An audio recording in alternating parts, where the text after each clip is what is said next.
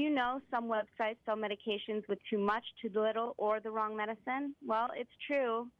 And Dr. Carmen Catizone and Libby Baney join us today. Dr. Catizone is with the NABP. He is here to help explain the consequences and how you can find an online pharmacy that is safe and legal. Hi to you both, and thanks for joining us today. Thank you. Hi, good morning. Good morning. So tell us, Doctor, what are the dangers of rogue online pharmacies and counterfeit medications, and how rampant is this problem? NABP, the National Association of Boards of Pharmacy that I represent, and whose members regulate pharmacies and pharmacists, have identified this as a very serious and growing problem. We've looked at over 11,000 websites, and of those 11,000 websites, 96% of those sites are operating illegally or functioning as rogue sites. And that translates into billions of dollars of counterfeit drugs that are making its way to patients every day in the United States and around the world. And those counterfeit drugs have too much medicine, too little medicine, no medicine whatsoever, or even dangerous substances such as rat poison, lead paint, and other substances that you would never ever take alone or in a medication.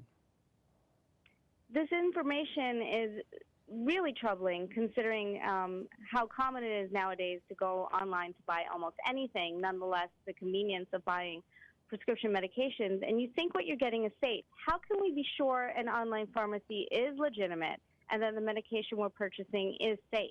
Yeah, the number of people buying medications online is rising every year as well. And Libby's can talk about that and how much that is, and we can then share with you about what are some of the ways to identify rogue pharmacies and identify safe pharmacies. Yeah, approximately 36 million Americans have bought medicine online without a prescription, and that's 1 in 6 people. And these are from websites that are selling things that have rat poison, arsenic, paint thinner, and lead in them. It's really dangerous for patients to be buying online.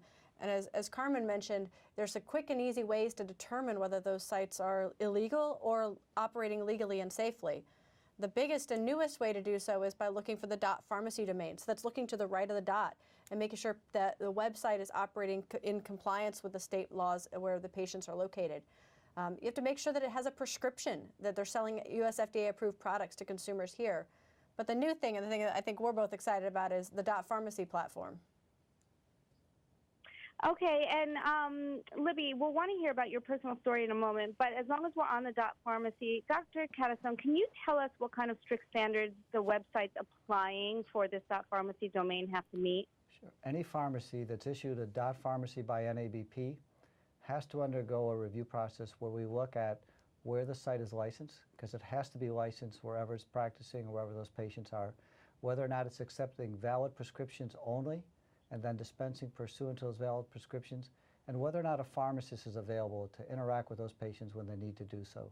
If that website doesn't meet those standards and other reviews, then they're not issued a dotPharmacy. And once issued a dotPharmacy, we can assure consumers that this is a safe and legitimate pharmacy they can use. Such a great effort to keep our public safe.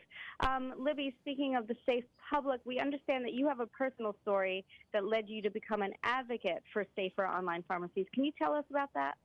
Yeah, as you mentioned, people buy online every day. They buy books and shoes, and it's convenient to buy things on the internet.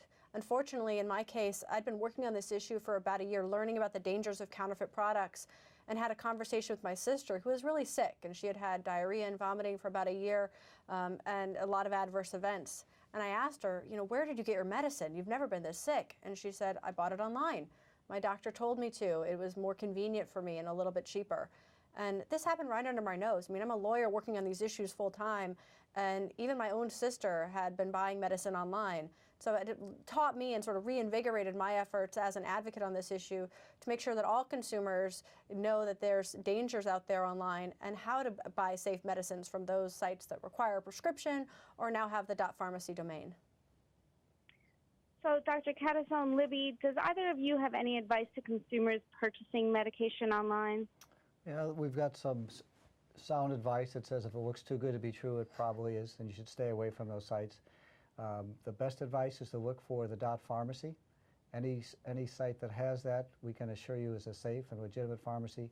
And if you go to our website, safe.pharmacy, more information about those pharmacies, more information about rogue or illegal sites, and information about how to take your medication, how to store it, how to dispense it is also available. Okay, these are all great tips. We thank both of you for this important information. Thank you so much for joining us today. Thank you. Thank you.